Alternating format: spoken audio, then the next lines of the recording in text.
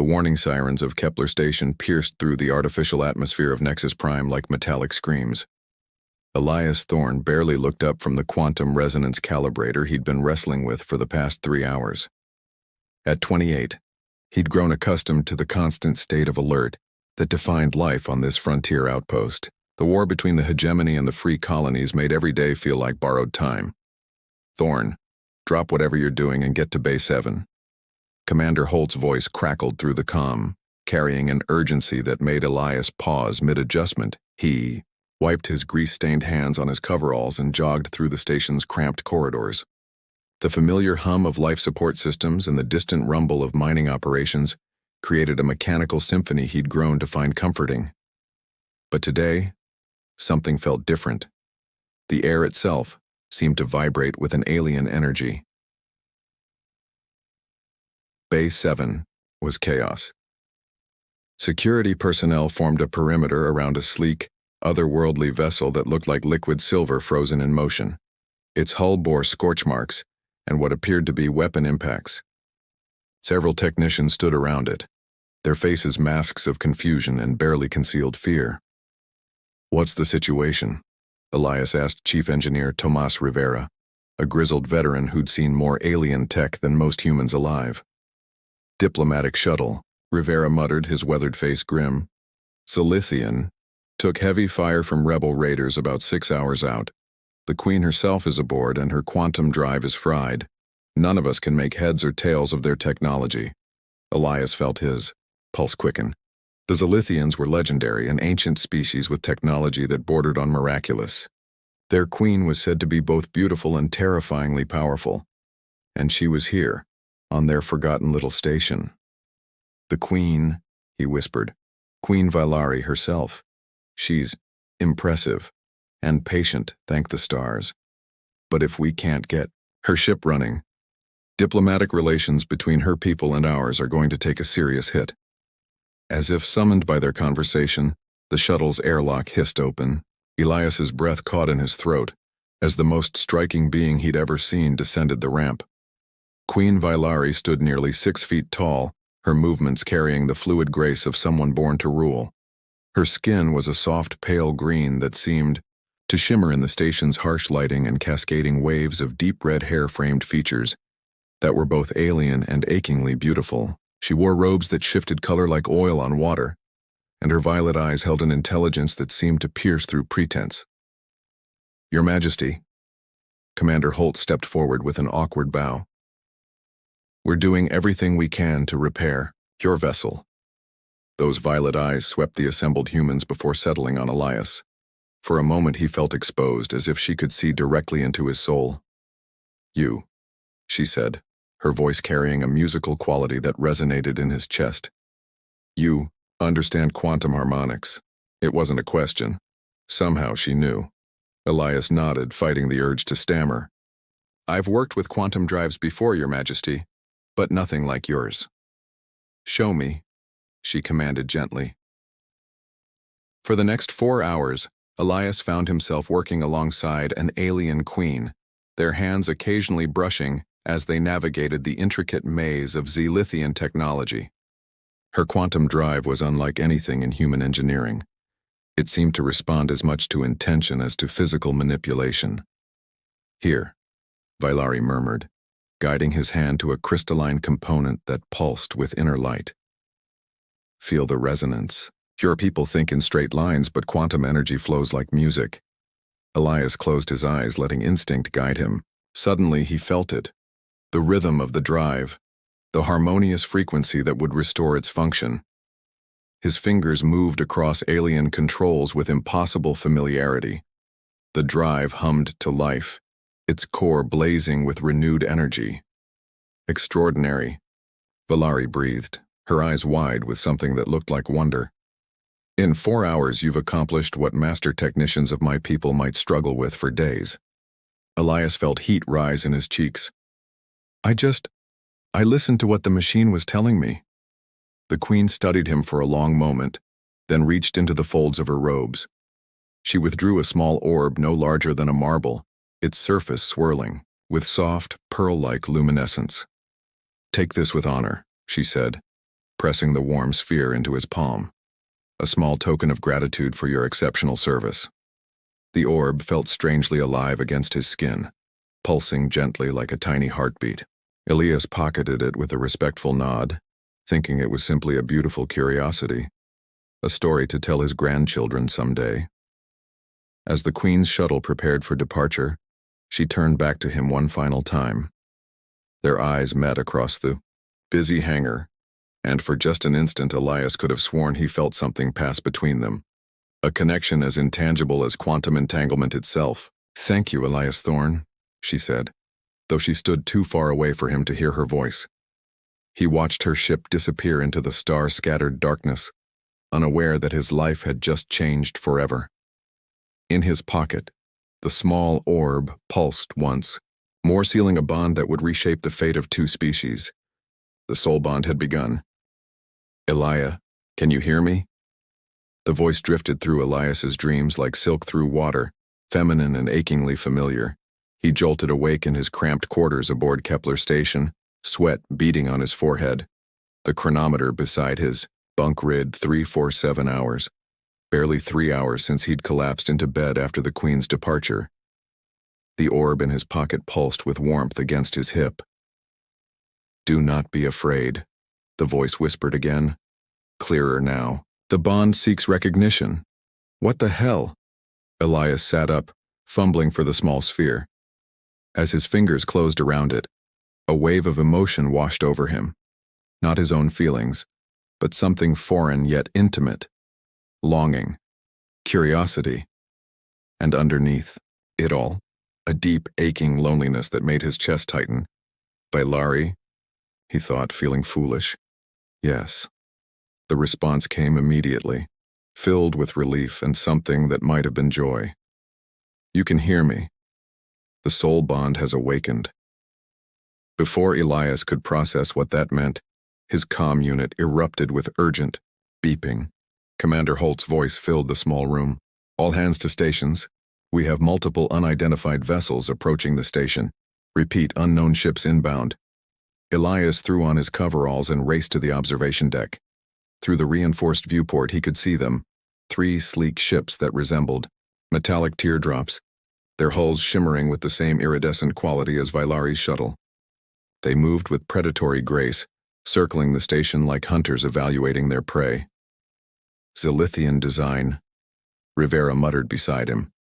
"But not diplomatic vessels. Those are military scouts." "They're looking for you," Valari's voice whispered, in his mind. "The bond has been detected. My people can sense it across space."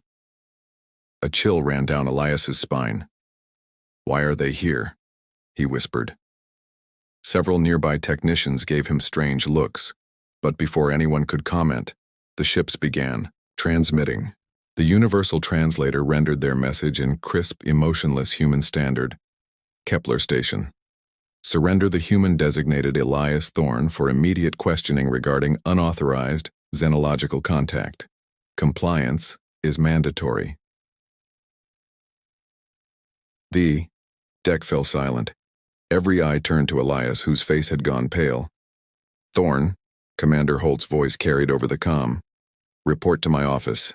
Now." As Elias made his way through corridors that suddenly felt like a maze, the orb in his pocket grew warmer. With each step, he became more aware of something. The station's computer systems seemed to sing to him, their quantum processors humming with familiar harmonics. When he passed a maintenance panel, the alien script of Zilithian interface symbols briefly flickered across its display. "You're changing?" Valari's voice was gentle but urgent. "The bond grants access to our technology, our knowledge. But it also marks you as mine in ways your people will not understand." Commander Holt's office was cramped and functional, like everything else on the station. But it wasn't empty. A woman Elias didn't recognize stood beside the commander's desk, tall, sharp-featured, with the kind of bearing that screamed military intelligence. Commander Kira Voss, Colonial Defense Corps. She introduced herself without preamble. "Mr. Thorne, we need to talk." For the next hour, Voss grilled him about every detail of his interaction with Queen Valari. What had they discussed? What exactly had she given him? Had there been any unusual physical contact? It was just a repair job, Elias insisted, though his hand unconsciously moved to the orb in his pocket. She thanked me with a small gift, that's all. Show me, Voss demanded. Reluctantly, Elias withdrew the orb. The moment it touched the air, every piece of electronic equipment in the room began to hum with harmonious resonance. The commander's computer display shifted, alien symbols cascading across the screen in patterns that somehow made perfect sense. To Elias, "Don't let them take it." Valari's voice was sharp with alarm. "Without the token, the bond will tear you apart from the inside." Voss reached for the orb, but the moment her fingers neared it, the sphere flared with blinding light. She yanked her hand back with a curse. "Biological lock," she muttered. "It's keyed to your DNA signature." At that moment, the station's proximity alarms began shrieking. Through the office's small viewport, Elias could see a massive ship materializing from hyperspace, a Galactic Council dreadnought, its hull bristling with weapon arrays. "Mr. Thorne," Voss said grimly, "you're under arrest for violation of the xenological contact protocols. The Council considers your situation a potential threat to interspecies relations. Run." Valari's voice was urgent now, filled with fear not for herself but for him. "The Council will imprison you, study you, and eventually kill you to sever the bond. You must reach me." As security officers moved to restrain him, Elias felt something awaken inside him. Not his own knowledge, but Valari's.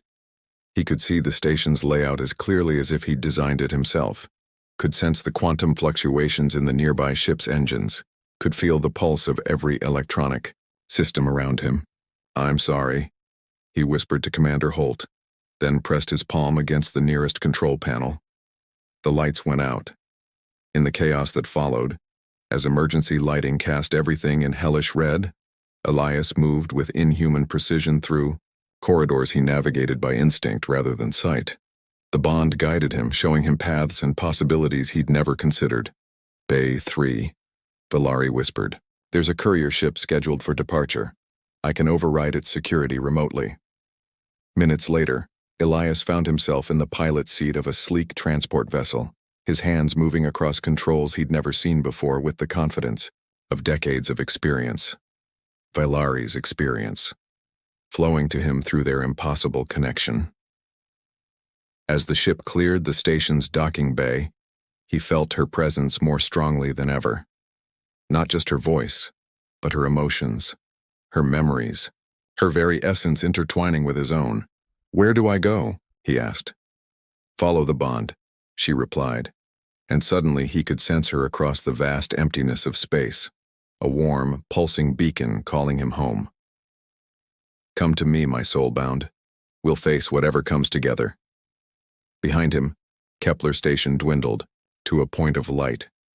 Ahead lay the unknown, and somewhere in that darkness, an alien queen who had become as essential to him as his own heartbeat. The hunt had begun, but so had something else, a love that would reshape the galaxy itself. The asteroid field of Kepler 442 provided perfect cover for a fugitive, its tumbling rocks and metallic interference playing havoc with most scanning systems. Elias had been hiding there for 6 days, surviving on emergency rations and the increasingly vivid presence of Valari in his mind.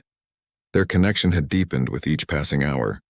What began as simple communication had evolved into something more intimate, shared emotions, glimpses of memories, and dreams that belonged to both of them.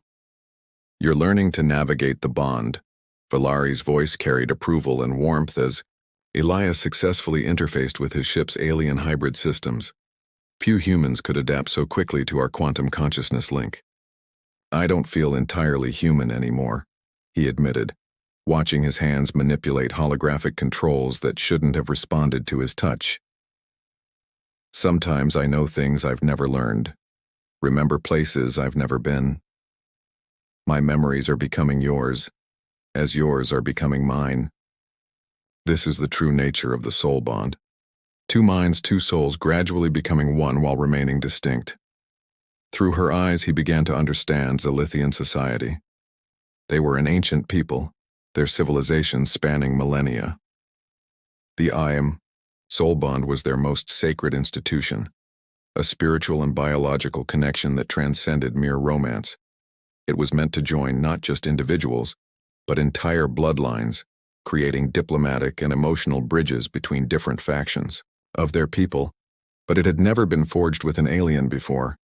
My counsel is displeased, Valari admitted during one of their long mental conversations. High Priest Jorvek calls our bond an abomination. He demands I submit to the severance ritual. What's that?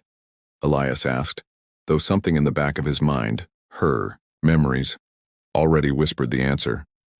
A sacred ceremony that cuts the soul bond permanently. It would free me from what they see as contamination. Her mental voice carried a pain that made his chest ache. But Elias, the texts say that breaking a fully awakened bond can be fatal to both parties. Our souls are too intertwined now. The revelation sent ice through his veins. Then we can't let them. I know. Which is why I'm coming to you.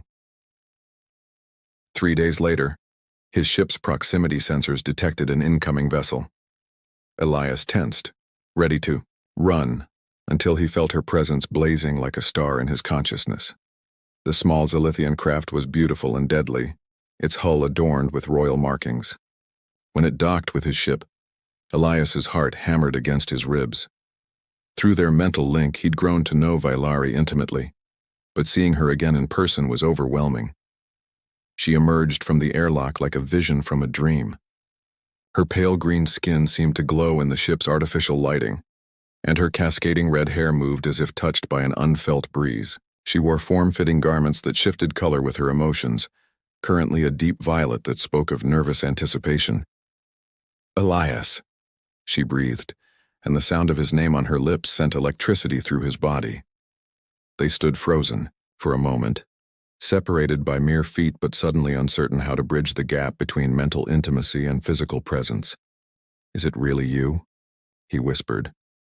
Instead of answering with words, she opened her mind completely to him. The sensation was like diving into warm ocean depths. He could feel her joy at seeing him, her relief that he was safe, her fear for their future, and underneath it all, a growing love that matched his own. Unable to resist any longer, Elias closed the distance between them. When their hands touched, the connection flared to life with such intensity that both cried out. It was as if every nerve ending had been awakened simultaneously. The bond, Valari gasped, her violet eyes wide, with wonder. I can feel your heartbeat as if it were my own. They explored this new dimension of their connection slowly, reverently. When she traced the line of his jaw with her fingertips, he felt the sensation echoed in his own hand. When he brushed a strand of her silken hair away from her face, she shivered with shared pleasure. Their first kiss was electric, literally.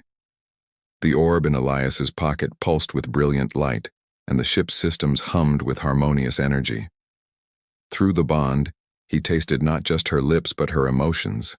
Desire, wonder, and a deep abiding love that took his breath away. I never believed it could be like this, she whispered against his mouth. The old stories spoke of soul bonds that could bridge any divide, but I thought they were myths. They made love with desperate tenderness, their bodies joining as their minds had already done. Every touch was magnified through their connection, every caress shared between them. Elias marveled at the way her skin seemed to shimmer in the aftermath, how her hair moved with subtle bioluminescence when she was aroused. In the quiet hours that followed, as they held each other in the narrow confines of his ship's sleeping quarters, Valari shared more of her people's history. Long ago, she said, her thoughts flowing like warm honey through his mind, the Zilithians were not one people, but many scattered tribes. The first soul bonds were forged between enemies, creating peace through love. The greatest leaders of our civilization were those brave enough to bond across tribal lines.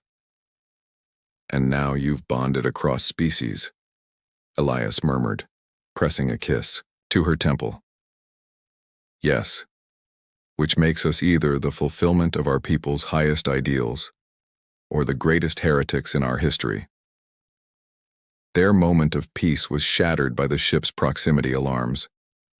Through the viewport, they could see Zilithian, military vessels emerging from hyperspace, a full hunting squadron, their hulls gleaming with weapons arrays. "They've found us," Valari whispered, her face pale with fear. The lead ship's communication array crackled to life, broadcasting in the musical language of her people. Though Elias couldn't understand the words, their mental link provided translation. "Queen Valari, by order of the High Council, you will surrender yourself in the human contamination for immediate purification. Resistance will be met with deadly force." "They're not just hunting us," Elias realized with growing horror. "They want to kill me to break the bond." Valari's eyes blazed with fierce determination. "Then we run. Together." As the Zilithian ships closed in, Elias felt her mind merge more completely with his, her knowledge of tactics and technology flowing through him like liquid fire. His hands moved across the controls with impossible speed and precision, executing maneuvers that should have been beyond human capability. They escaped, but barely. And as they fled deeper into the outer systems, both knew their troubles were only beginning. The bond had made them more than human, more than Zilithian. It had made them something new, and something that the powers of the galaxy would kill to destroy. The jungle moon of Thesara 7 was a paradise-turned prison. Hidden beneath its emerald canopy, Elias and Valari had found temporary refuge in an abandoned research station, but the outside galaxy was burning with the consequences of their bond. "The Galactic Council has issued an ultimatum," Valari said, her voice tight with controlled fury as she monitored encrypted communications. "Either I submit to the severance ritual within 30 standard days, or they'll consider it an act of war by the Zilithian Empire." Elias looked up from the ancient texts they'd been studying, fragmented records he'd managed to access through their enhanced connection to Zilithian databases. "And your people's response?" Her elegant features darkened. "The High Council is divided. Half want to hand us over to prevent conflict. The other half see our bond as an opportunity to gain leverage over human colonies." She turned to face him, her violet eyes reflecting pain. "None of them care about us as individuals. We're just political pawns." For 3 weeks, they'd been living in close quarters, and their physical relationship had deepened beyond anything Elias had thought possible. The soul bond meant that every touch was amplified, every emotion shared. When they made love, it was as if their very souls intertwined, creating sensations that transcended the purely physical. Tonight, as rain drummed against the station's dome, Valari came to him with tears shimmering in her eyes. "What is it?" he asked, pulling her into his arms. "I received a message from Jorvik," she whispered. "He's assembled a purification fleet. 12 ships, armed with quantum disruptors designed specifically to sever soul bonds by force." The thought of losing their connection sent panic through Elias. Over the past weeks, Valari had become more than his lover. She was literally part of him now. Her thoughts danced through his mind like familiar melodies, her emotions colored. His own perceptions, her memories, had become as real to him as his own experiences. "There has to be another way," he said desperately. "There is." She pulled back to meet his eyes. "The texts you found speak of the Primarch Codex, ancient laws that predate the current council. According to those writings, soul bonds between different species were not only accepted but encouraged. They were seen as the ultimate expression of unity. They spent the night poring over the fragmented records, their minds working in perfect synchronization through the bond. What they discovered changed everything. Look at this." Elias pointed to a holographic display showing ancient Zilithian script. Through their connection, the alien writing was as clear to him as his native language. The first Empress, Zalthara the Unifier, she bonded with beings from 7 different species. It's how she built the original Galactic Alliance. The Council suppressed this history, Valari breathed. They rewrote our cultural memory to make us believe purity was paramount. Her hand tightened in his. We're not abominations, Elias. We're a return to what we were always meant to be.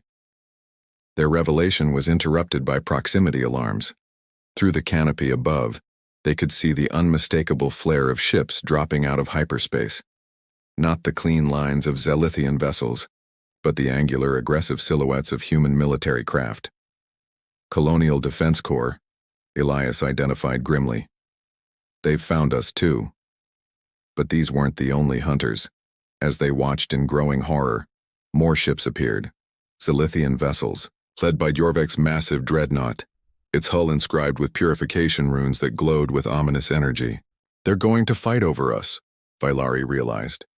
2 fleets, ready to start a war just to claim the right to destroy what we've built. The first shots lit up the jungle moon's sky like deadly fireworks. Energy beams crisscrossed the atmosphere. As human and Zelithian forces engaged in brutal combat, each side determined to capture the fugitive couple.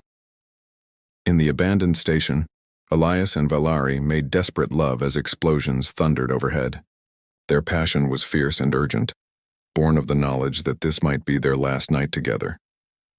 Through the bond, every sensation was doubled, every emotion magnified. When they climaxed together, the station's dormant systems briefly flared to life, responding to the quantum energy of their joined consciousness. Whatever happens, Valari whispered as she lay in his arms afterward, know that you've given me something I never thought possible. True love, freely chosen. It's not over, Elias insisted, though his heart was heavy with dread. We'll find a way through this. Their moment of peace was shattered when armed figures burst through the station's entry bay. But instead of human, soldiers or Zelithian warriors, their rescuers were unexpected. A mixed group of beings from various species, led by an elderly Zelithian female whose eyes held ancient wisdom. High Counselor Veltara, Valari gasped, recognizing the woman, from childhood memories that flowed through their bond. My queen, the elderly woman bowed respectfully. I apologize for the dramatic entrance, but circumstances have grown dire. The battle above has awakened something that threatens us all. Through the dome, they could see it. A massive structure, rising from the jungle depths, its surface covered in symbols that predated any known civilization. Ancient weapon systems were powering up, responding to the violent energy of the battle above. The architect's arsenal, Veltara explained grimly. A doomsday weapon left by the first civilization to achieve interstellar travel. It activates only when it detects species-level conflict in its vicinity. The weapon's targeting systems were already acquiring locks on both fleets. In minutes it would fire, obliterating every ship in orbit and likely sterilizing the moon's surface. Only a bonded pair can shut it down, Veltara continued, her ancient eyes fixing on Elias and Valari. The architects believed that those who had transcended species barriers were the only ones worthy to control such power. As the ancient weapon's charging cycle reached critical levels, Elias and Valari realized their bond, the very thing both species wanted to destroy, might be the only thing that could save them all.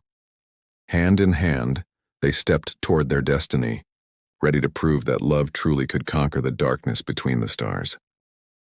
The architect's arsenal towered above the jungle canopy like a mountain of crystalline death, its surface pulsing with energy patterns that hurt to look at directly. Elias and Valari stood before its primary interface, their hands joined, feeling the weight of 2 civilizations' fate pressing down on them. Above, the space battle had paused as both fleets detected the ancient weapon's activation. Fear, it seemed, was universal. The interface requires complete synchronization, High Counselor Veltara explained, her voice tight with urgency. Your minds must be perfectly aligned, your bond absolutely pure. Any hesitation, any doubt, and the weapon will reject you. Elias felt Valari's fear through their connection, not fear of death, but fear of failure. If they couldn't stop the arsenal, billions would die in the war that would follow.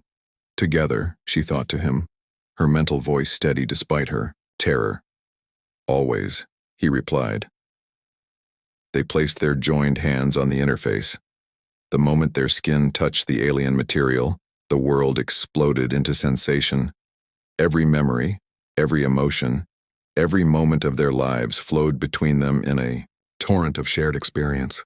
Elias lived through Valari's childhood on the crystal cities of Zilithia Prime, felt her loneliness as a young queen burdened with impossible responsibilities.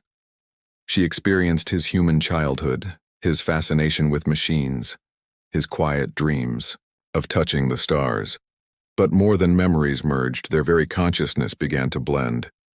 Through their bond, they could feel the arsenal's ancient artificial intelligence, a vast and terrible loneliness that had waited eons for someone worthy to understand its purpose.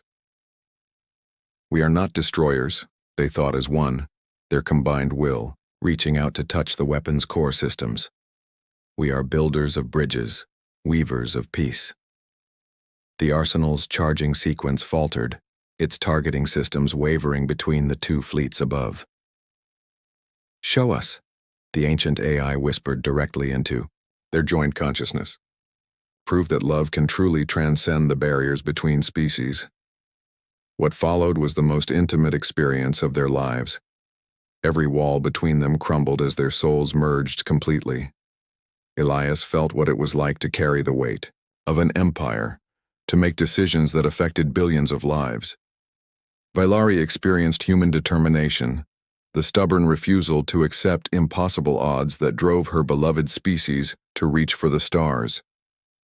Through their bond, they spoke to the fleets above, not with words but with pure emotion and memory. They shared the truth of their love, the reality of what two people could become when they chose unity over division. The response was immediate and overwhelming. On both human and Zilithian ships, hardened soldiers found themselves weeping as they experienced the profound connection between the fugitive couple. Weapons powered down, targeting systems disengaged. High Priest Yorvek's voice crackled over the communications array, his usual arrogance replaced by something approaching wonder. "By the ancient light, what have we done? What have we almost destroyed?" The arsenal's systems went dormant, its purpose fulfilled not through destruction but through demonstration.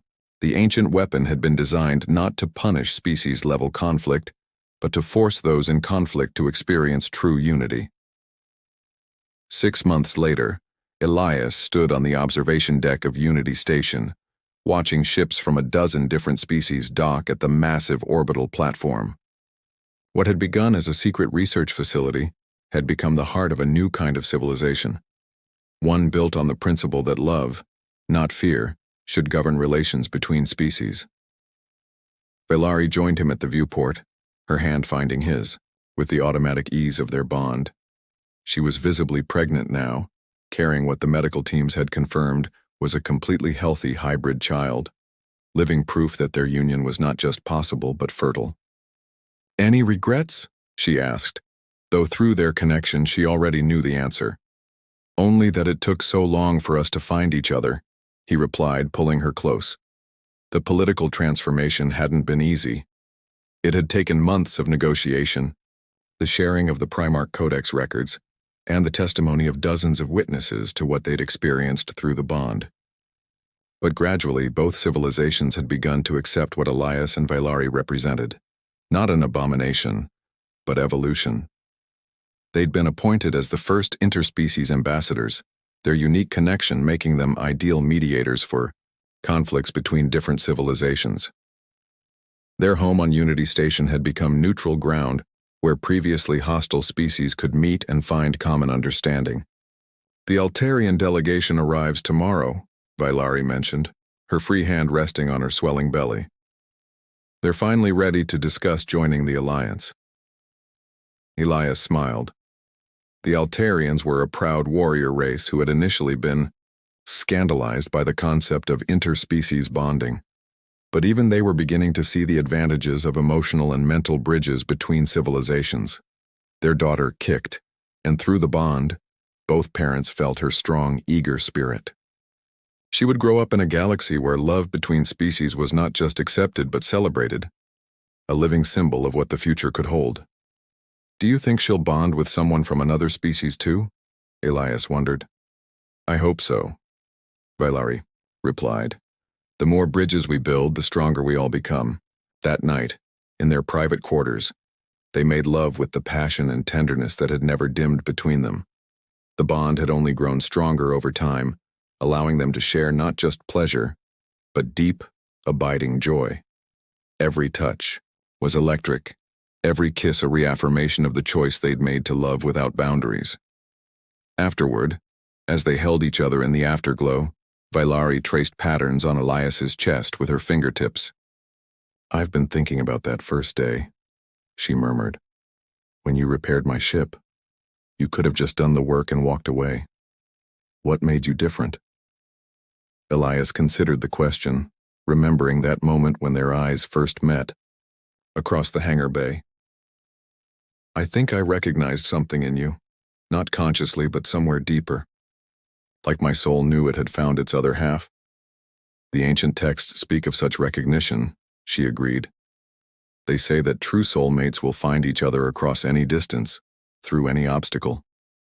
She pressed a kiss to his collarbone. A simple repair job that changed the galaxy. Outside their window, the stars wheeled in their eternal dance, and somewhere among them, other species were taking their first tentative steps toward Unity Station.